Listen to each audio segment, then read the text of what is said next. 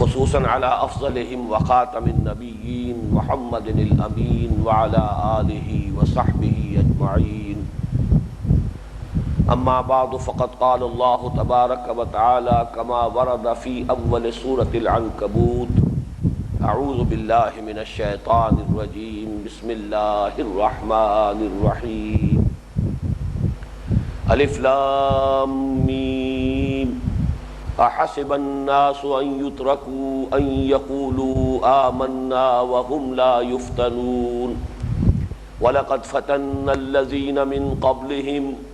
فليعلمن الله الذين صدقوا وليعلمن الكاذبين. ام حسب الذين يعملون السيئات ان يسبقونا ساء ما يحكمون. من كان يرجو لقاء الله فإن أجل الله لآت وهو السميع العليم. ومن جاهد فإنما يجاهد لنفسه إن الله لغني عن العالمين. والذين آمنوا وعملوا الصالحات لنكفرن عنهم سيئاتهم وَلَنَجْزِيَنَّهُمْ أَحْسَنَ الَّذِي كَانُوا يَعْمَلُونَ. وَوَصَّيْنَا الْإِنسَانَ بِوَالِدَيْهِ حُسْنًا وَإِنْ جَاهَدَاكَ لِتُشْرِكَ بِي مَا لَيْسَ لَكَ بِهِ عِلْمٌ فَلَا تُطِعْهُمَا إِلَيَّ مَرْجِعُكُمْ فَأُنَبِّئُكُمْ بِمَا كُنْتُمْ تَعْمَلُونَ. والذين آمنوا وعملوا الصالحات لندخلنهم في الصالحين.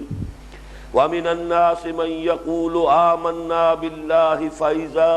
أوذي في الله جعل فتنة الناس كعذاب الله ولئن جاء نصر من ربك ليقولن إنا كنا معكم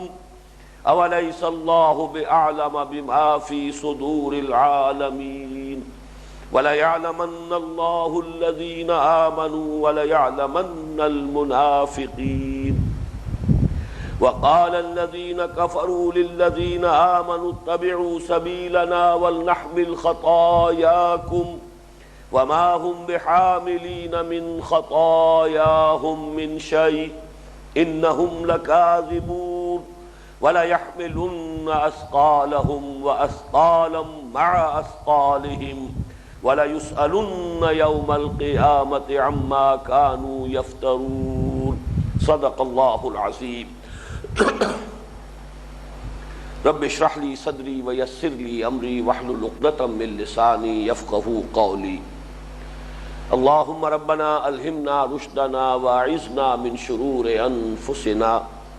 اللہم ارنا الحق حقا وارزقنا اتباعه وارنا الباطل باطلا وارزقنا اجتنابه. اللہم وفقنا لما تحب وترضى. اللہم افرغ علینا صبرا وتوفنا مسلمین. آمین یا رب العالمین. مطالعہ قرآن حکیم کے جس منتخب نصاب کا سلسلہ وار درس ان مجالس میں ہو رہا ہے، یہ بات آپ کے سامنے آ چکی ہے کہ اس کا حصہ پنجم صبر اور مصابرت کے مضامین کی کچھ وضاحت پر مشتمل ہے. اس کے ضمن میں تمہیدی گفتگو بھی ہم کر چکے ہیں. پھر یہ کہ اس حصے کے پہلے دو دروس ہمارے سابقہ نظام کے مطابق سورہ عنکبوت کے پہلے رکوع پر اور اس کے بعد آخری تین رکوع، پانچواں، چھٹا اور ساتواں رکوع، ان پر مشتمل تھے. اس مرتبہ ہم اضافہ کر رہے ہیں کہ درمیانی جو تین رکوع ہیں، یعنی دوسرا، تیسرا اور چوتھا، اس میں سے بھی چند منتخب آیات کا ہم مطالعہ اس میں شامل کریں گے. جہاں تک درس اول کا تعلق ہے جو اس سورہ مبارکہ کے پہلے رکوع پر مشتمل ہے، میں اپنا یہ تاثر بیان کر چکا ہوں کہ مکی دور میں جس صبر کا معاملہ تھا، اس لیے کہ ابھی نہ قتال تھا نہ جان و مال کے لیے وہ خطرات تھے کہ جو اللہ کی راہ میں جنگ کرنے کے سلسلے میں پیش آ رہے تھے. مدنی دور میں ابھی ان کا سلسلہ شروع نہیں ہوا تھا. اس وقت جو ہے ایک ہی بات تھی، اور وہ یہ کہ ایمان کا اعلان کرنے پر کلمہ شہادت زبان سے نکالنے پر جو مخالفت، جو تشدد، جو ایذائیں ہو رہی تھیں اہل ایمان کو جن سے سابقہ تھا، ان پر صبر اور استقامت کہ پائے ثبات میں لغزش نہ آئے، قدم پیچھے نہ ہٹے، اگرچہ مسلسل حکم رہا کہ تمہاری طرف سے کوئی جوابی کارروائی نہ ہو، جو تشدد کیا جائے زبانی ہو یا یہ کہ جسمانی ہو برداشت کرو، جھیلو، ڈٹے رہو، جمے رہو، قدم پیچھے نہ ہٹے، لیکن یہ کہ کسی جوابی کارروائی کی بھی اجازت نہیں۔ میرے نزدیک یہ شدید ترین امتحان تھا کہ جس سے صحابہ کرام اس دور میں گزرے، ابتلاء و آزمائش کا انتہائی سخت امتحان۔ اور اس میں یہ بات بھی میں عرض کر چکا ہوں کہ دو طبقات تھے جو بالخصوص اس امتحان میں سب سے زیادہ شدت کے ساتھ مبتلا تھے، اگرچہ بچا ہوا کوئی نہیں تھا، یہاں تک کہ نبی اکرم صلی اللہ علیہ وسلم پر بھی پہلے 3 برس تو میں عرض کر چکا ہوں کہ ساری تعذیب جو تھی اور ساری ایذا جو تھی وہ صرف زبانی تھی، استہزاء، تمسخر، فقرے چست کیے جا رہے ہیں، تانے کسے جا رہے ہیں، اور یہ 3 برس تک معاملہ رہا ہے اور صرف حضور کی ذات پر مرکوز رہا ہے۔ اس پر ہم دیکھ چکے ہیں کہ 3 مرتبہ تو قرآن مجید میں یہی بات آئی ہے کہ اے نبی صبر کیجئے اس پر جو کچھ کہ یہ کہہ رہے ہیں، جو کچھ کہ آپ کو سننا پڑ رہا ہے۔ وَلَقَدْ نَعْلَمُ أَنَّكَ يَضِيقُ صَدْرُكَ بِمَا يَقُولُونَ، ہمیں خوب معلوم ہے کہ جو کچھ یہ کہہ رہے ہیں، جو کچھ آپ کو سننا پڑ رہا ہے، اس سے آپ کا سینہ بھیجتا ہے، آپ کو صدمہ ہوتا ہے، لیکن صبر کیجئے۔ اس کے بعد آپ کو معلوم ہے کہ خود حضور صلی اللہ علیہ وسلم پر فزیکل اسالٹس بھی ہوئے، جسمانی تشدد بھی ہوا، اگرچہ بہت کم، شاذ، اس لیے کہ آپ کو خاندان بنی ہاشم کی ایک پشت پناہی حاصل تھی۔ ابو طالب چونکہ سربراہ تھے خاندان بنی ہاشم کے، اور انہیں فطری اور طبعی محبت تھی شدید نبی اکرم صلی اللہ علیہ وسلم کے ساتھ، اس بنا پر گویا کہ وہ ایک آڑ بنے ہوئے تھے، ایک پناہ گاہ بنے ہوئے تھے ذاتی طور پر حضور کے لیے۔ حضور پر جو بھی فزیکل اسالٹ ہوئے ہیں ابتدا میں، وہ آپ کے بزرگوں کی طرف سے، جن میں پیش ابو لہب تھا، وہ حضور کا چچا تھا، بزرگ تھا، گویا کہ اسے ایک طرح کا اختیار جو ہے حاصل تھا جس کو اس نے استعمال کیا۔ لیکن یہ کہ اور باقی جتنے مسلمان ہیں، حضرت عثمان رضی اللہ تعالی عنہ اگرچہ خاندان بنو امیہ کے چشم و چراغ، اونچے گھرانے سے تعلق رکھنے والے، لیکن ظاہر بات ہے کہ ان پر بھی تعذیب ہوئی ہے، تشدد ہوا ہے۔ ان کے چچا نے ایک مرتبہ انہیں ایک چٹائی کے اندر لپیٹ دیا اور پھر دھواں دے دیا، دھونی دی ہے جس سے کہ دم گھٹنے لگا۔ یہی وجہ ہے کہ پہلا جو قافلہ گیا ہے ہجرت حبشہ کے لیے،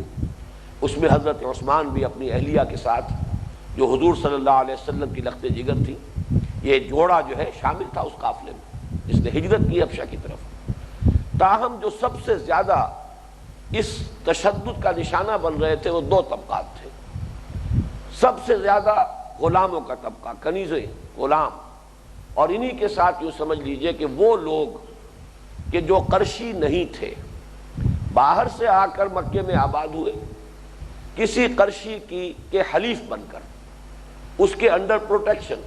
اس کی حفاظت میں۔ چنانچہ یہ جو ایک میاں بیوی کا جوڑا ہے جو اولین شہداء ہیں اسلام کی راہ میں، ایمان کی راہ میں، حضرت یاسر رضی اللہ تعالی عنہ اور حضرت سمیہ رضی اللہ تعالی عنہ، ان کا معاملہ یہی ہے۔ حضرت یاسر غلام نہیں تھے، وہ یمن سے آ کر آباد ہوئے تھے، اور بعض روایات سے معلوم ہوتا ہے کہ انہوں نے خواب دیکھا تھا، سلیم الفطرت انسان تھے، انہیں خواب میں بشارت ہوئی تھی کہ نبی آخر الزماں کی کہ اب ظہور کا وقت آ پہنچا ہے، اور حجاز میں، مکے کی سرزمین میں ان کا ظہور ہوگا۔ جیسے حضرت سلمان فارسی بڑا طویل سفر طے کر کے فارس سے چل کر براستہ شام وہ مدینہ منورہ پہنچے ہیں، ایسے ہی یمن سے یہ سعید روح حضرت یاسر یہ مکہ مکرمہ آئے ہیں، اور ابو جہل کا چچا تھا کہ جس کے حلیف بن کر پھر وہ مکے میں مقیم ہوئے، اور اسی شخص کی، ابو جہل کے چچا کی کنیز تھی یہ حضرت سمیہ، کہ اس کی اجازت سے پھر حضرت یاسر نے ان سے نکاح کیا۔ اب جب یہ ایمان لے آئے، اس شخص کا انتقال ہو گیا تھا ابو جہل کے چچا کا، اب گویا کل اختیار جو ہے ابو جہل کو حاصل تھا اس جوڑے کے بارے میں۔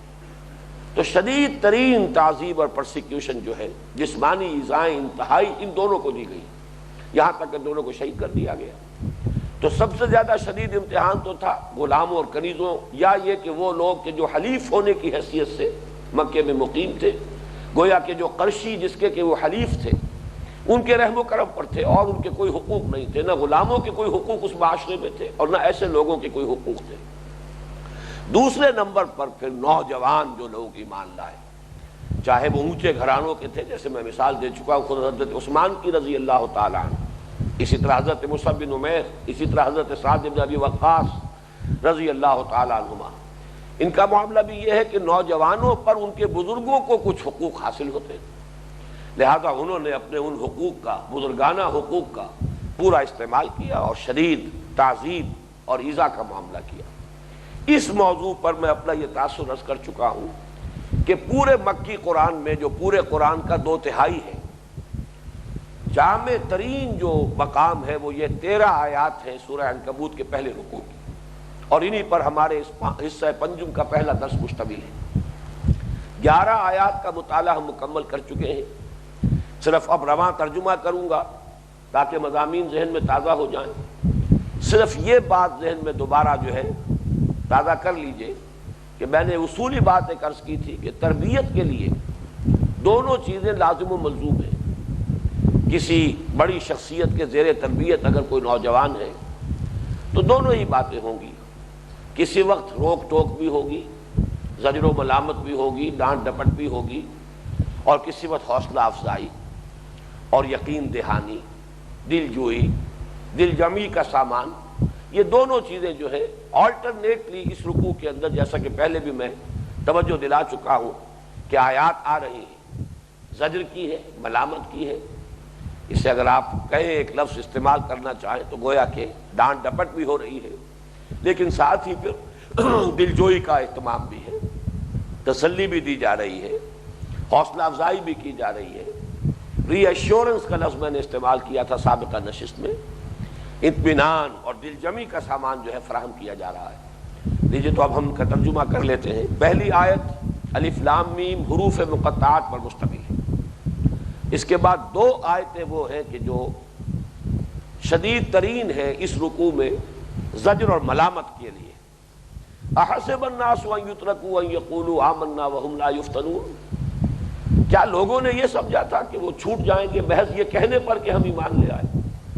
اور انہیں آزمایا نہ جائے گا، ٹھوک بجا کر دیکھا نہ جائے گا۔ وَلَقَدْ فَتَنَّا الَّذِينَ مِن قَبْلِهِمْ، ہم نے تو ہمیشہ آزمایا ہے، جو بھی پہلے آئے جنہوں نے دعویٰ ایمان کیا ہم نے آزمایا۔ فَلَيَعْلَمَنَّ اللَّهُ الَّذِينَ صَدَقُوا وَلَيَعْلَمَنَّ الْكَاذِبِينَ، تو ہر شخص کو کان کھول کر سن لینا چاہیے کہ ہم تو لازماً، اللہ تعالیٰ تو لازماً کھول کر رکھ دے گا، ظاہر کر دے گا، مبرہن کر دے گا ان لوگوں کو جو سچے ہیں دعویٰ ایمان میں، اور ان کو بھی جو جھوٹ موٹ کے مدعی ایمان بن گئے۔ بڑا سخت انداز ہے، اور مغایرت جو ہے اس میں در حقیقت اس میں سب سے زیادہ سختی مضمر ہے۔ لیکن اس کے بعد دل جوئی کی 2 آیتیں آ گئیں، 2 آیتیں وہ تھی تو 2 ہی آیتیں دل جوئی کی ہیں۔ ام حسب الذین یعملون السیئات ان یسبقونا، کیا گمان کیا ہے انہوں نے جو یہ برے کام کر رہے ہیں، یعنی جو ایذا پہنچا رہے ہیں ہمارے ان بندوں کو جو انہوں نے ایمان کا اعلان کیا ہے، جو انہیں ستا رہے ہیں، ابو جہل ہو، ولید بن عقبہ ہو، عقبہ ابن ابی معیط ہو، کوئی بھی ہو، امیہ ابن خلف ہو، جو لوگ یہ ایذائیں پہنچا رہے ہیں، تکلیفیں دے رہے ہیں، کیا انہوں نے یہ گمان کیا ہے کہ وہ ہماری پکڑ سے بچ نکلیں گے؟ سا ما یحکمون، بری رائے ہے جو انہوں نے قائم کی ہے۔ ان بطش ربک لشدید، جب ہماری پکڑ ان پر آئے گی تو بڑی شدید ہوگی۔ من کان یرجو لقاء اللہ فإن اجل اللہ لآت، وہی دل جوئی، دل جمعی، جو کوئی بھی اللہ سے ملاقات کا امیدوار ہے اسے مطمئن رہنا چاہیے کہ وہ وقت معین آ کر رہے گا، حاضری ہوگی، تمہاری ملاقات اپنے پروردگار سے ہوگی، تمہیں وہاں خلعتوں سے نوازا جائے گا، تمہاری قربانیوں کا وہاں صلہ دیا جائے گا۔ وَهُوَ السَّمِيعُ الْعَلِيمُ، اور وہ سب کچھ سننے والا ہے، سب کچھ جاننے والا ہے، جو کچھ تم پر بیت رہی ہے مسلمانوں وہ اس کے علم میں ہے۔ اس کے بعد پھر ایک آیت جو ہے وہ پھر ایک طرح کی زجر کی آیت ہے، فرمایا وَمَنْ جَاهَدَ فَإِنَّمَا يُجَاهِدُ لِنَفْسِهِ، جو کوئی جہاد کرتا ہے ہماری راہ میں وہ یہ جان لے کہ وہ اپنے بھلے کے لیے کر رہا ہے، ہمارے لیے نہیں۔ ہم پر کوئی احسان نہیں. یمنون علیک ان اسلموا قل لا تمنوا علی اسلامکم، یہ مضمون سورہ حجرات میں آ چکا ہے. اے نبی یہ آپ پر احسان دھر رہے ہیں کہ ہم یہ اسلام لے آئے، ان سے کہہ دیجئے مجھ پر اپنے اسلام کا کوئی احسان نہ دھرو. نہ اللہ پر کوئی احسان ہے اور نہ مجھ پر کوئی احسان ہے. تم ایمان لائے ہو اپنے بھلے کو، اپنی عاقبت سنوارنے کو، تکلیفیں جھیل رہے ہو اپنے لیے، اپنے درجات جو ہے جنت میں بلند کر رہے ہو. وَمَنْ جَاهَدَ فَإِنَّمَا يُجَاهِدُ لِنَفْسِهِ إِنَّ اللَّهَ لَغَنِيٌّ عَنِ الْعَالَمِينَ. دوسری آیت کے بارے میں میں نے عرض کیا تھا کہ مغایرت کا اظہار ہے. یہاں شان استغنا ہے، اللہ کو کوئی احتیاج نہیں ہے، اللہ تو تمام جہانوں سے بے نیاز ہے. لیکن اس کے بعد پھر وہی ری ایشورنس والی آیت، وَالَّذِينَ آمَنُوا وَعَمِلُوا الصَّالِحَاتِ لَنُكَفِّرَنَّ عَنْهُمْ سَيِّئَاتِهِمْ وَلَنَجْزِيَنَّهُمْ أَحْسَنَ الَّذِي كَانُوا يَعْمَلُونَ. اور وہ لوگ کہ جو ایمان اور عمل صالح کا حق ادا کر دیں انہیں مطمئن رہنا چاہیے، کوئی وسوسہ اپنے دل میں نہ آنے دیں. یقیناً ہم ان کی تمام برائیوں کو، نامہ اعمال کی سیاہیوں کو، دامن کردار کے دھبوں کو دھو دیں گے، اور جو بھی کچھ وہ عمل کر رہے ہیں اس سے کہیں بہتر صلہ انہیں دیں گے. وَلَنَجْزِيَنَّهُمْ أَحْسَنَ الَّذِي كَانُوا يَعْمَلُونَ. اگلی دو آیتوں میں معاملہ خاص طور پر نوجوانوں کا جو ایمان لے آئے اور والدین کا دباؤ تھا کہ اس نئے دین سے برگشتہ ہو جاؤ، توحید سے باز آؤ اور واپس اپنے آبائی دین میں آؤ، انہی عقائد میں، اسی دین میں، انہی رسومات کو اختیار کرو. اس میں بھی پہلی آیت میں آپ دیکھیں گے کہ ایک بڑا سخت انداز ہے، تمہیں اپنے والدین کی نافرمانی کرنی ہوگی. وَوَصَّيْنَا الْإِنسَانَ بِوَالِدَيْهِ حُسْنًا، ہم نے ہی انسان کو وصیت کی ہے والدین کے بارے میں حسن سلوک کی. لیکن وَإِن جَاهَدَاكَ لِتُشْرِكَ بِي مَا لَيْسَ لَكَ بِهِ عِلْمٌ فَلَا تُطِعْهُمَا. اگر وہ تجھ پر دباؤ ڈالے، تجھ سے جہاد کرے اس بات کے لیے کہ تم میرے ساتھ شریک ٹھہراؤ ایسی ہستیوں کو جن کے لیے کوئی علم نہیں، کوئی دلیل نہیں، کوئی برہان نہیں، کوئی سند نہیں، تو ان کا کہنا مت مانو، ان کی نافرمانی لازم ہے. الیہ مرجعکم فانبئکم بما کنتم تعملون، میری ہی طرح تم سب کو لوٹنا ہے، پھر میں تمہیں جتلا دوں گا جو کچھ کہ تم کرتے رہے تھے. اب یہ بھی چونکہ ایک سخت حکم ہے ایک سلیم الفطرت نوجوان کے لیے، جس کی مثال میں دے چکا ہوں سعد بن ابی وقاص کی رضی اللہ تعالی عنہ، کہ ان کی والدہ نے قسم کھا لی تھی نہ کچھ کھاؤں گی نہ پیوں گی، اپنے آپ کو ہلاک کر لوں گی، گویا کہ مرن برت رکھ لیا، بھوک ہڑتال کر دی. اب ایک سلیم الفطرت نوجوان کے دل پر کیا بیت رہی ہوگی. لیکن حکم آیا ہے، جھیلو، صبر کرو، برداشت کرو. البتہ یہ کہ دلجوئی والی آیت بھی ساتھ ہی آ گئی، والذین آمنوا وعملوا الصالحات لندخلنہم فی الصالحین. جو لوگ ایمان اور عمل صالح کا حق ادا کر دیں گے وہ یہ دیکھیں کہ وہ صرف کٹ نہیں رہے، جڑ بھی رہے. وہ والدین سے کٹے ہیں تو محمد الرسول اللہ کے دامن سے وابستہ ہوئے، اور یہ کہ یہاں پر بھی انہیں وہ رفاقت نصیب ہو رہی ہے کہ جس سے بہتر رفاقت کوئی نہیں، اور جنت میں بھی اور آخرت میں بھی انہیں ان کی معیت حاصل ہوگی. جیسے کہ میں حوالہ دے چکا ہوں سورہ نساء کی آیت کا کہ جو لوگ بھی اللہ اور اس کے رسول کی اطاعت پر کاربند ہو جائیں گے فَأُولَٰئِكَ مَعَ الَّذِينَ أَنْعَمَ اللَّهُ عَلَيْهِم مِّنَ النَّبِيِّينَ وَالصِّدِّيقِينَ وَالشُّهَدَاءِ وَالصَّالِحِينَ وَحَسُنَ أُولَٰئِكَ رَفِيقًا. ان کو تو معیت حاصل ہوگی جنت میں، انبیاء کی، صدیقین کی، شہداء کی، صالحین کی،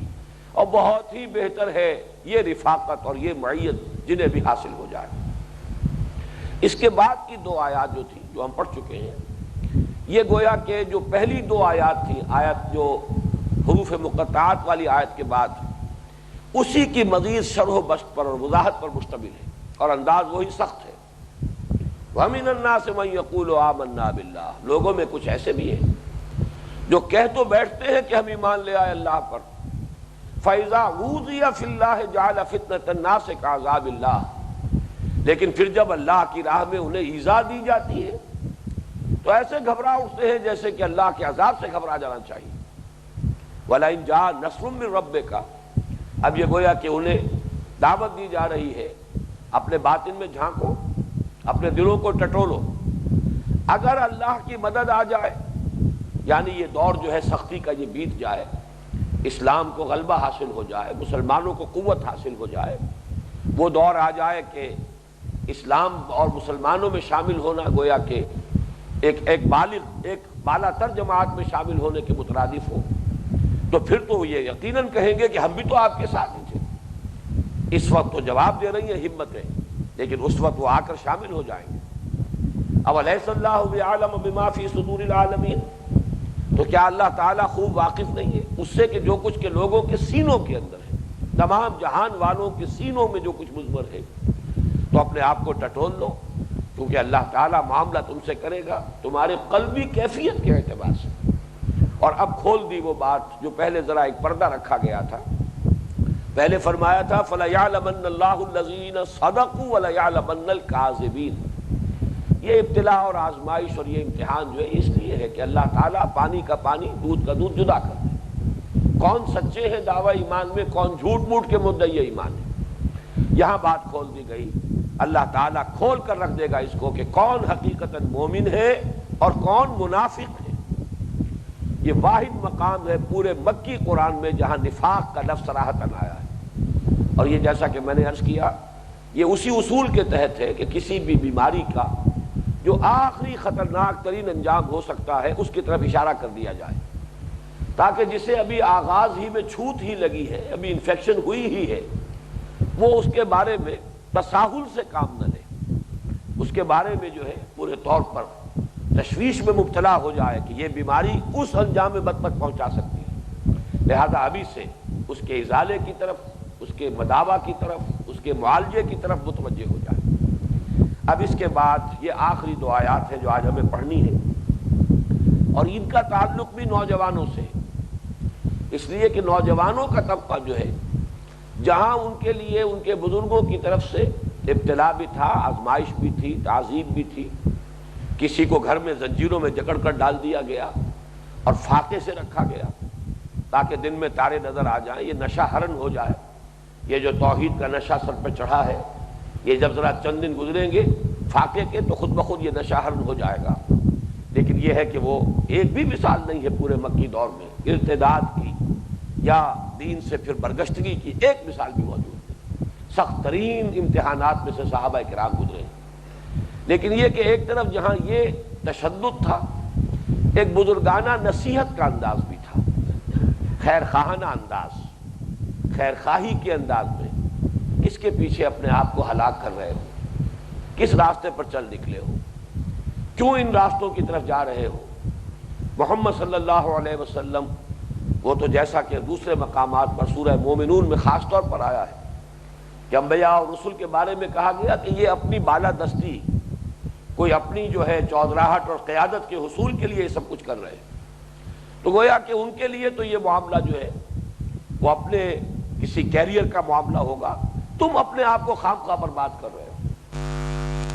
ہے اس کو اس طریقے سے ان کاموں میں لگا کر کیریئر کو اپنا جو ہے تباہ کر رہے ہو۔ لیکن دیکھو جس راستے پر ہم چلتے رہے تم بھی آؤ، اور اگر بالفرض ہمارا یہ راستہ غلط ہوا اور اگر خدا کے ہاں واقعی کو پکڑ ہو گئی تو ہم ذمہ دار، تمہارا بوجھ ہم اٹھا لیں گے، تمہاری طرف سے جواب ہمارے ذمہ رہا۔ یہ گویا کہ نہایت خیر خواہی کے انداز میں، جیسا کہ میں صبر کی بحث کے ضمن میں ابتداءً عرض کر چکا ہوں کہ صبر جہاں تشدد کے مقابلے میں کرنا پڑتا ہے، وہیں کسی وقت ٹیمپٹیشن کے مقابلے میں، لالچ کے مقابلے میں، اور یہ ہمیشہ ہوا ہے جب بھی باطل نے یہ محسوس کر لیا کہ یہ اہل حق جو ہے یہ ہمارے تشدد اور دباؤ کے آگے تو نہیں جھک رہے، تو پھر انہوں نے کوئی لالچ دیے، کوئی مداہنت کی دعوت دی، کوئی مصالحت کی دعوت دی، کچھ گیو اینڈ ٹیک کا معاملہ کرو، کچھ اپنی منوا لو کچھ ہماری مان لو۔ تو واقعہ یہ ہے کہ ان دونوں معاملات کے اندر اپنے آپ کو اپنے طے کردہ راستے پر برقرار رکھنا، نہ تشدد سے اس راستے کو چھوڑنا اور نہ ہی کسی لالچ یا ٹیمپٹیشن کی وجہ سے اس سے منحرف ہونا۔ اسی طریقے سے یہاں بزرگوں کی وہ خیر خواہانہ نصیحت جو ہے اس کا تذکرہ ہو رہا ہے۔ فرمایا وَقَالَ الَّذِينَ كَفَرُوا لِلَّذِينَ آمَنُوا اتَّبِعُوا سَبِيلَنَا، اور کہا ان لوگوں نے کہ جنہوں نے کفر کیا ان لوگوں سے جو ایمان لائے، اتبعوا سبیلنا، ہمارے ہی راستے کی پیروی کرتے رہو، چلو انہی نقوش پا پر، اسی نقش قدم پر جو ہمارے اور ہمارے آباء و اجداد کا ہے۔ یہ ہماری ریتیں، یہ ہماری رسمیں، یہ ہمارے عقائد، یہ ہمارا کلچر، یہ ہماری تہذیب، یہ ہمارا تمدن، اسی کو اختیار کیے رہو۔ وَلْنَحْمِلْ خَطَايَاكُمْ، اور ہم اٹھا لیں گے تمہاری خطاؤں کا بوجھ۔ یہاں اگرچہ لفظ خطا جو ہے انہوں نے استعمال کیا ہے، لیکن اصل میں مراد ہے بالفرض۔ یہی تمہیں گمان ہے نا کہ یہ اگر دین غلط ہے ہمارے آباء و اجداد کا، یہ عقائد اگر غلط ہے تو ہم پکڑے جائیں گے، باس پرس ہوگی۔ بالفرض تمہارا خیال درست نکلا، ہماری بات غلط ثابت ہوئی، تو چلو پھر ہم وہاں جواب دیں گے، تمہاری خطائیں ہمارے ذمہ، تو مشق ناز کر، خون دو عالم میری گردن پر، میں ذمہ داری لیتا ہوں۔ وَلْنَحْمِلْ خَطَايَاكُمْ، اب اس میں دیکھ لیجئے کہ وہی پرسویشن، پرسیکیوشن ایک طرف تھی، پرسویشن دوسری طرف ہو رہی ہے، اور اس میں وہ بزرگانہ انداز، خیر خانہ انداز، اسی کو کہا ہے فیض نے بڑے پیارے انداز میں کہ چھوڑا نہیں غیروں نے کوئی ناوی کے دشنام، اور چھوٹی نہیں اپنوں سے کوئی طرز ملامت۔ یہ دو طرفہ بات آتی ہے، غیر گالی دے گا، اپنا جو ہے وہ ملامت کے انداز میں، کیوں اپنے آپ کو ہلکان کر رہے ہو، کیوں اپنے آپ کو برباد کر رہے ہو۔ یہ ہوتے ہیں کچھ لوگ ہوتے ہیں جو دوسروں کی کیریئرز کے ساتھ کھیلتے ہیں، وہ اپنے کیریئر بناتے ہیں، نوجوانوں کے کیریئرز کی کاسٹ پر اپنا مستقبل سنوارتے ہیں، تم اپنے آپ کو ہلکان کر رہے ہو، باز آ جاؤ، اور اگر کوئی خطا ہوئی ہم جواب دیں۔ فرمایا وَمَا هُمْ بِحَامِلِينَ مِنْ خَطَايَاهُمْ مِنْ شَيْءٍ، اور نہیں ہے وہ اٹھانے والے ان کی خطاؤں کے بوجھ میں سے کچھ بھی۔ انہم لکاذبون، یقیناً وہ لوگ جھوٹ بول رہے ہیں۔ یعنی یہ کہ آخرت کا معاملہ یہی ہے، بار بار قرآن مجید میں آیا ہے لا تزر وازرۃ وزر اخری، کوئی جان کسی دوسری جان کا بوجھ نہیں اٹھائے گی۔ یہ خالص انڈیویجولسٹک اپروچ ہے دین کی۔ ایک تو یہ کہ قیامت کے دن حاضری بھی ہے، کلہم آتی ہے یوم القیامت فردا، ہر شخص کو اپنی انفرادی حیثیت میں وہ جو گرانڈ اکاؤنٹیبلٹی ہے of the day of judgment, اپنی ذاتی حیثیت میں فیس کرنا ہوگا۔ نہ کوئی باپ کام آئے گا، نہ ماں کام آئے گی، نہ بیوی کام آئے گی، نہ اولاد کام آئے گی۔ ہر شخص کو جواب دہی اپنی کرنی ہے، اور یہ بھی کہ ہر شخص کو اپنا حساب پیش کرنا ہوگا، اسے ہم نے کیا دیا تھا، اللہ کی طرف سے محاسبہ ہوگا کہ ہم نے تمہیں یہ کچھ دیا، یہ حالات دیے، یہ تمہیں موروثی طور پر یہ کچھ عطا کیا تھا، پھر تمہیں اس انوائرمنٹ میں رکھا تھا، اس کے بھی کچھ خیرات یا حسنات یا سیئات تھی، ان سب کو اکاؤنٹ فار کر کے اب تم بتاؤ کہ تم کیا کر کے لائے۔ تو کلہم آتی ہے یوم القیامت فردا، اور ہر ایک کو اپنی جان اور اپنے نفس کی اس وقت فکر ہوگی، نفسی نفسی جسے کہا گیا بعض احادیث میں، اور قرآن مجید میں دو جگہ پر فرمایا گیا ہے کہ اس درجے شدت کی کیفیت ہوگی کہ انسان یہ چاہے گا کہ میرے ماں باپ اور میری بیوی اور میرے بچے اور میرا پورا خاندان، پورا کنبہ، پوری قوم، یہاں تک کہ پوری نوع انسانی جو ہے وہ جہنم میں جھونک دی جائے، لیکن کسی طرح مجھے بچا لیا جائے۔ تو وہاں تو معاملہ یہی ہوگا کہ ہر شخص جو ہے وہ در حقیقت اپنا بوجھ خود اٹھائے گا۔ لا تزر وازرۃ وزر اخری وما هم بحاملین من خطایاہم من شیء انہم لکاذبون، یقیناً وہ جھوٹ بول رہے ہیں۔ البتہ فرمایا وَلَيَحْمِلُنَّ أَثْقَالَهُمْ وَأَثْقَالًا مَعَ أَثْقَالِهِمْ، وہ لازماً اٹھائیں گے اپنے بوجھ، اور اپنے بوجھوں کے ساتھ کچھ مزید بوجھ۔ یعنی یہ نوجوانوں کو گمراہ کرنے کی جو کوشش کر رہے ہیں، ان کو حق کے راستے سے منحرف کرنے کے لیے جو یہ باتیں بنا رہے ہیں، دو طرفہ جو انہوں نے طریقہ اختیار کیا ہے کہ چاہے تشدد و تعذیب ہے، اور چاہے یہ اس طرح کا سمجھانا ہے اور افہام و تفہیم ہے، اور اس طرح سے خیر خواہانہ نصیحت اور وعظ ہے، ان دونوں سے وہ در حقیقت اپنے بوجھوں میں تو اضافہ کر رہے ہیں۔ خود یہ ان کے اعمال ہے، یہ خود ان کا کسب ہے، اس کے بنا پر ان کے گناہوں کا بوجھ تو بڑھ رہا ہے، اس میں کوئی شک نہیں، لیکن یہ کہ ایک نوجوان کو گویا کہ یہاں بتایا جا رہا ہے تمہارا بوجھ کم نہیں ہوگا اگر تم نے کہیں ان کی بات پر سے اثر قبول کر کے اور متاثر ہو کر کسی درجے میں بھی اگر مراجعت اختیار کر لی، پسپائی اختیار کر لی۔ یا ایھا الذین آمنوا من یرتد منکم عن دینہ فسوف یأتی اللہ بقوم یحبهم ویحبونہ، یہ سورہ مائدہ میں جا کر پھر مضمون خوب کھلا ہے۔ سوچ لو کہ اگر قدم پیچھے ہٹنے شروع ہوئے تو بدترین انجام ہے جس تک جا پہنچو گے، اور وہاں ان میں سے کوئی یہ جو نصیحتیں کر رہے ہیں کوئی وہاں تمہارے کام نہیں آ سکے گا۔ واتقوا یوما لا تجزی نفس عن نفس شیئا ولا يقبل منها شفاعۃ ولا یؤخذ منها عدل ولا هم ينصرون۔ اس دن کا جو ہے اپنے سامنے پیش نظر رکھو اور ڈرو اس دن کے حساب کتاب کی سختی سے، جس دن کوئی جان کسی دوسرے جان کے کام نہیں آ سکے گی، نہ اس سے کوئی معاوضہ لیا جائے گا، نہ کوئی فدیہ قبول کیا جائے گا، نہ کوئی سفارش قبول ہوگی، اور نہ ہی کسی جانب سے کوئی مدد مل سکے گی۔ تو فرمایا یہ لوگ اٹھائیں گے لازماً اپنے بوجھ بھی، وَأَثْقَالًا مَعَ أَثْقَالِهِمْ، اپنے بوجھوں کے ساتھ مزید بوجھ بھی، وَلَيُسْأَلُنَّ يَوْمَ الْقِيَامَةِ عَمَّا كَانُوا يَفْتَرُونَ، اور ان سے لازماً باز پرس ہوگی قیامت کے دن ان چیزوں کے بارے میں کہ جو افطرا یہ کرتے رہے۔ یہ سارا جو افطرا ہے، یہ جو کہہ رہے ہیں کہ ہم جواب دہی کریں گے، ہم تمہارا بوجھ اٹھا لیں گے، ہم ذمہ دار بن جائیں، افطرا ہے، یہ جھوٹ گھڑ رہے، خلاف حقیقت ہے۔ قیامت میں کوئی کسی کا بوجھ اٹھانے والا نہیں ہوگا، تو یہ اپنی اس افطرا کی وجہ سے اپنے بوجھوں میں اضافہ کر رہے، ان سے پوچھ گچھ ہوگی۔ وَلَيُسْأَلُنَّ يَوْمَ الْقِيَامَةِ عَمَّا كَانُوا يَفْتَرُونَ۔ یاد ہوگا کہ میں نے کہا تھا کہ یہ صیغہ جو تاکید کا ہے، کہ فعل مضارع سے قبل لام مفتوح اور پھر نون مشدد، میرا گمان یہ ہے، میں نے پورے قرآن مجید کا اس اعتبار سے جو ہے جائزہ تو نہیں لیا ہے، لیکن جس کثرت کے ساتھ اس رکوع میں یہ صیغہ استعمال ہوا ہے، گمان غالب یہ ہے کہ اس کثرت کے ساتھ کسی اور مقام پر آپ کو یہ صیغہ اتنا نہیں ملے گا۔ میں نے گنتی کی تھی کہ ان 13 آیتوں میں 10 جگہ پر یہ صیغہ آیا۔ وَلَيَعْلَمَنَّ اللَّهُ، اللہ تعالیٰ جان کر رہے گا، لَنُكَفِّرَنَّ عَنْهُمْ سَيِّئَاتِهِمْ لَنُدْخِلَنَّهُمْ فِي الصَّالِحِينَ لَنَجْزِيَنَّهُمْ أَحْسَنَ الَّذِي كَانُوا يَعْمَلُونَ۔ اس طریقے سے یہ تاکید انتہائی، اس لیے کہ جو بھی حالات تھے شدید ترین، جن سے کہ صحابہ کرام بالخصوص غلاموں کے طبقے سے تعلق رکھنے والے اور نوجوانوں نے جن شرائط کے ساتھ دو چار تھے، اس میں واقعتاً اسی شدت کے ساتھ اللہ تعالیٰ کی طرف سے دل جوئی کی بھی ضرورت تھی، ری ایشورنس کی بھی ضرورت تھی، پھر یہ کہ تحلیل و تنبیہ کی بھی ضرورت تھی۔ یہاں یہ رکوع تو مکمل ہوا جس پر کہ ہمارے اس منتخب نصاب کے حصہ پنجم کا یہ پہلا درس مشتمل ہے۔ اب جیسا کہ میں نے عرض کیا تھا، یہ سورہ مبارکہ سورہ عنکبوت کل 7 رکوعوں پر مشتمل ہے۔ پہلے رکوع پر ہمارا یہ پہلا درس مشتمل تھا، اس کا مطالعہ ہم نے مکمل کر لیا۔ آخری 3 رکوع ہے، 5واں، 6واں اور 7واں،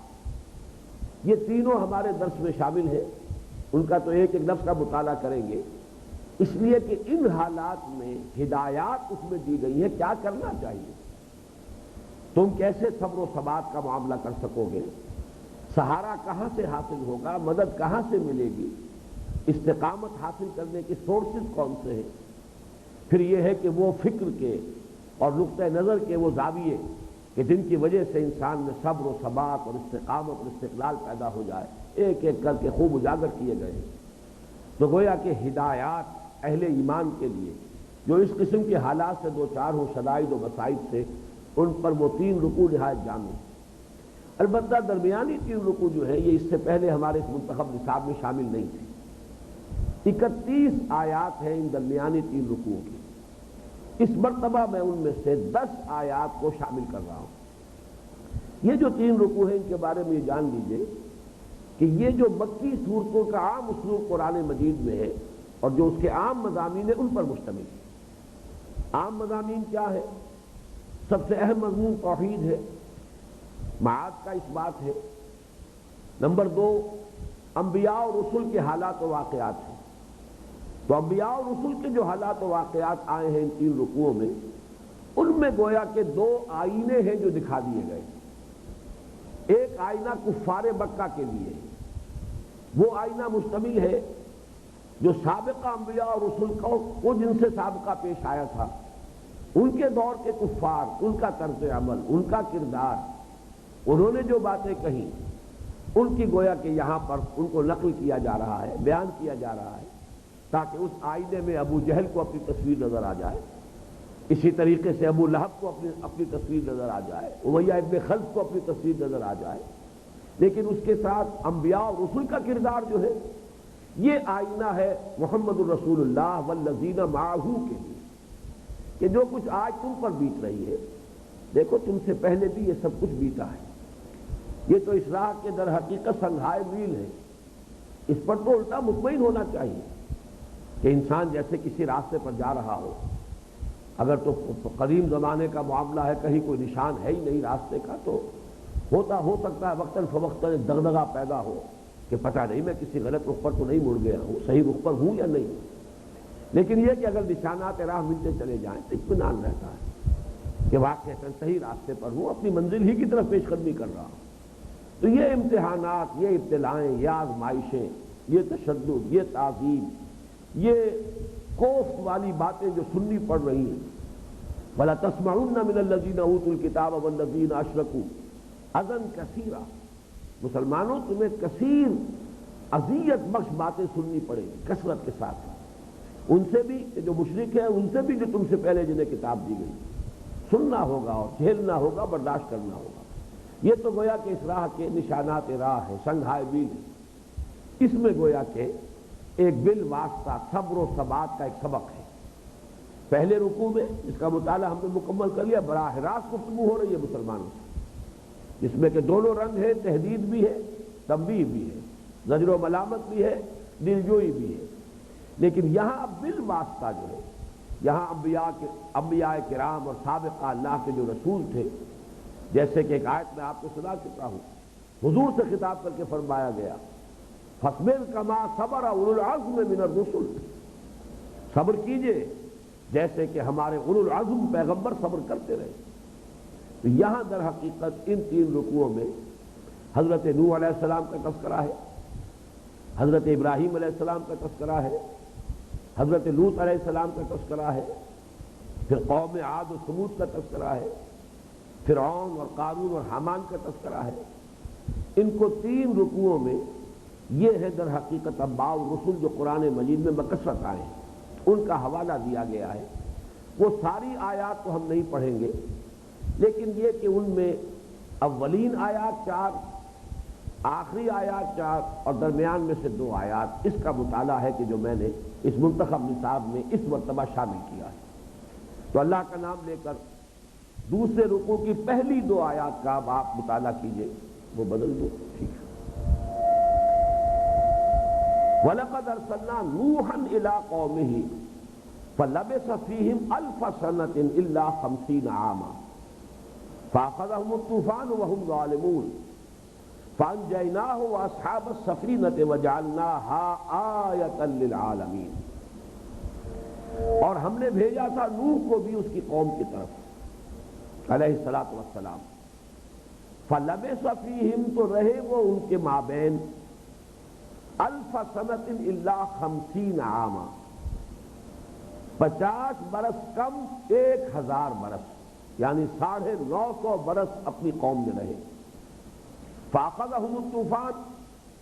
تو انہیں آ پکڑا طوفان نے، عذاب الہی ان پر آیا طوفان کی شکل میں، وہم ظالمون اور وہ واقعتاً ظلم کرنے والے، ظلم عام معنی میں بھی، اور ظلم جو ہے خاص طور پر قرآن مجید میں شرک کے لیے اصطلاح کے طور پر آتا ہے۔ فَانْجَيْنَاهُ تو ہم نے بچا لیا اس کو، حضرت نوح کو علیہ الصلاۃ والسلام، وَأَصْحَابَ السَّفِينَةِ اور کشتی والوں کو، جو بھی کشتی میں ان کے ساتھ سوار ہوئے ان کو بچا لیا، وَجَعَلْنَاهَا آيَةً لِّلْعَالَمِينَ اور ہم نے بنا دیا اسے تمام جہان والوں کے لیے ایک نشانی۔ یہ 2 آیات میں یہاں حضرت نوح علیہ السلام کی داستان ہے کہ نہایت اختصار اور نہایت جامعیت کے ساتھ آ گئی۔ یہ بات نوٹ کر لیجئے کہ جو ترتیب یہاں پر ہے وہی ترتیب تاریخی ہے۔ سب سے پہلے رسول حضرت نوح علیہ السلام، آج سے اندازہ یہ کیا جا سکتا ہے، کوئی ہمارے پاس ریکارڈڈ ہسٹری اس معنی میں نہیں ہے، قرآن مجید نے تو خاص طور پر تاریخ کو تاریخ کی حیثیت سے بیان ہی نہیں کیا ہے۔ تورات ہمارے پاس ہے جس میں ایک سیکوینس بھی ہے ہسٹوریکل، اور کچھ اس میں اندازے بھی ہیں زمانے کے، اندازہ یہ ہوتا ہے کہ آج سے 7,000 برس قبل کی شخصیت حضرت نوح علیہ السلام، اور اس اعتبار سے انہیں پری ہسٹورک کہا جائے گا کہ ہماری جو تاریخ کے جو دوسرے ذرائع ہیں معلومات کے، تاریخ کے، علم کے حصول کے، وہ ابھی تک 5,000 برس سے آگے نہیں بڑھے۔ 5,000 سال جو ہے آج سے قبل کے، اس تک تو کچھ معلومات جو ہے مختلف ذرائع سے انسانوں کو حاصل ہوئی ہیں، لیکن اس سے قبل کو ہم کہتے ہیں کہ تاریخ سے قبل کا زمانہ قبل تاریخ، پری ہسٹورک ایرا۔ تو حضرت نوح علیہ السلام کا تعلق جو ہے پری ہسٹورک ایرا سے ہے، لیکن یہ کہ چونکہ تورات میں ان کی پوری تفصیل موجود ہے، اس سے کچھ اندازہ کیا جا سکتا ہے، اور عمروں کی بھی پوری تفصیل تورات میں دی گئی ہے۔ اور اصول جان لیجئے، نبی اکرم صلی اللہ علیہ وسلم نے تورات کی روایت لینے کی اجازت دی ہے، وہ چیزیں کہ جو قرآن مجید کے بیان سے کہیں ٹکراتی نہ ہو۔ حدثوا عن بنی اسرائیل ولا حرج، بنی اسرائیل سے روایات لے سکتے ہو، بیان کر سکتے ہو، حرج نہیں ہے۔ البتہ جہاں قرآن نے نفی کر دی ہے، جہاں قرآن کی کسی بیان سے ٹکرائے گی بات، وہاں تورات کی بات رد کر دی جائے گی۔ تو اندازہ یہ ہے کہ 7,000 برس قبل، اور یہ پہلے رسول ہیں اللہ کے۔ حضرت آدم پہلے نبی، پہلے انسان، پہلے نبی۔ حضرت آدم اور حضرت نوح کے مابین انبیاء ہوں گے۔ تورات میں حضرت شیس کا بھی ذکر ہے علیہ الصلوۃ والسلام، قرآن مجید میں ان کا تذکرہ نہیں ہے۔ دوسرے یہ کہ قرآن مجید میں حضرت ادریس کا ذکر ہے، تورات میں ان کے لیے اخنوخ کا نام یا حنوخ کا نام آیا ہے۔ تو حضرت ادریس اور حضرت شیس علیہ السلام یہ ہے حضرت آدم حضرت نوح کے مابین، لیکن پہلے رسول جو ہے اللہ کے وہ حضرت نوح ہے۔ حال ہی میں ہندوستان میں بعض ریسرچرز نے، محققین نے کافی کھود کرید کی ہے، اگرچہ پہلے بھی یہ باتیں اجمالاً تو سامنے تھیں، کہ ہندوستان میں بھی، بلکہ صرف ہندوستان میں نہیں، آگے ہند چینی میں اور ملایا اور مختلف جو جزائر شرق الہند ہیں، ان کی بھی قدیم روایات میں طوفان نوح کا تذکرہ موجود ہے۔ اور ہندوؤں کے ہاں جو منو کا اصطلاح کا جو لفظ ہے، منو سمرتی، یہ گویا کہ ان کا قدیم ترین صحیفہ ہے، اور اس کو وہ کہتے ہیں کہ آسمانی صحیفہ ہے۔ تو ایک جدید تحقیق یہ ہے کہ یہ مہانوح، مہا بڑا، عظیم نوح، اسی کا مخفف ہو کر بنا ہے، اور در حقیقت حضرت نوح علیہ السلام اور سیلاب کا ذکر، کشتی کا ذکر، اور اس میں ان کا بچنا، اتنے رشی اس میں سوار تھے کشتی میں کہ جو بچے ہیں، اور باقی نوع انسانی ختم ہو گئی۔ تو یہ سارا تذکرہ جو ہے موجود ہے حضرت نوح علیہ السلام کے بارے میں۔ تو دنیا میں اس طرح کی چیزیں جو ہے روایات کی شکل میں ہے۔ حضرت نوح علیہ السلام کے بارے میں جو تذکرہ یہاں ہو رہا ہے، اس کے اعتبار سے اہم ترین لفظ یہی ہے 950 برس، یعنی ان کے صبر اور ثبات کا اندازہ کرو مسلمانوں، اور مسلمانوں کے علاوہ خود نبی اکرم صلی اللہ علیہ وسلم بھی یہاں پر بالواسطہ مخاطب ہیں، جیسا کہ میں وہ آیت آپ کو سنا چکا ہوں، وَاصْبِرْ كَمَا صَبَرَ أُولُو الْعَزْمِ مِنَ الرُّسُلِ، اے نبی صبر کیجئے جیسے کہ ہمارے دوسرے اولو العزم پیغمبر صبر کرتے رہے۔ تو ان کے صبر کو دیکھیے کہ 950 برس تک صبر کیا ہے۔ اگرچہ یہ 950 برس کے بارے میں ہمارے بعض مفسرین نے تو کہا ہے کہ یہ 950 برس مسلسل طوفان نوح سے قبل کے ہیں، گویا کہ حضرت نوح علیہ السلام کی عمر تو 950 برس سے زیادہ بنے گی، یعنی پیدائش سے لے کر وحی کے آغاز تک کا وقفہ کچھ نہ کچھ عمر تو وہ بھی شامل کر دی ہوگی۔ پھر طوفان سے نجات پانے کے بعد بھی زندگی کا کوئی حصہ یقیناً بسر کیا ہوگا، اس کا بھی اضافہ کرنا ہوگا۔ لیکن میں نے دیکھا ہے بعض حضرات نے تورات کی اس، کیونکہ تورات میں صراحت کے ساتھ کل عمر 950 برس آئی ہے، اور اس کے حوالے سے قرآن مجید کا بیان بھی چونکہ اس کے ساتھ مطابقت رکھ رہا ہے، تو میری اپنی ذاتی رائے بھی ان مفسرین کے ساتھ ہے کہ جو اس روایت کو قبول کرنے میں متعمل نہیں ہے۔ تورات یہ کہتی ہے، اور یہ سفر پیدائش جو ہے، دی بک آف جینیسس، کتاب پیدائش کے باب 9 میں آیات 28 اور 29 میں یہ تفصیل مذکور ہے کہ 600 برس کی عمر تھی حضرت نوح علیہ السلام کی جبکہ طوفان آیا ہے۔ طوفان کے بعد بھی 350 برس تک حضرت نوح اس دنیا میں رہے۔ یہ ہے تشریح کہ جو تورات کی ہے، اور چونکہ جو مقدار ہے مکمل تعداد جو ہے 950 برس قرآن مجید کی اس آیت میں جو دی گئی ہے یہ ٹیلی کر رہی ہے، اس اعتبار سے میں سمجھتا ہوں کہ ان مفسرین کی رائے جو ہے وہ قابل توجہ ہے اور قابل قبول ہے کہ یہ کل عمر ہے حضرت نوح علیہ السلام کی، اور در حقیقت اس میں ان کے صبر اور ثبات کا مظاہرہ ہے کہ جو مسلمانوں کے لیے بھی بحیثیت مجموعی اور خود نبی اکرم صلی اللہ علیہ وسلم کے لیے بھی انفرادی حیثیت سے گویا کہ اس میں ایک بڑا صبر ہے، سبق ہے، ایک رہنمائی ہے کہ ان کے صبر اور ثبات کو دیکھیے اور اسی کی اپنے اندر بھی ایک کیفیت ہے مسلمانوں کی میں پیدا کرنی ہوگی۔ بارک اللہ لی و لکم فی القرآن العظیم ونفعنی وإیاکم بالآیات والذکر الحکیم۔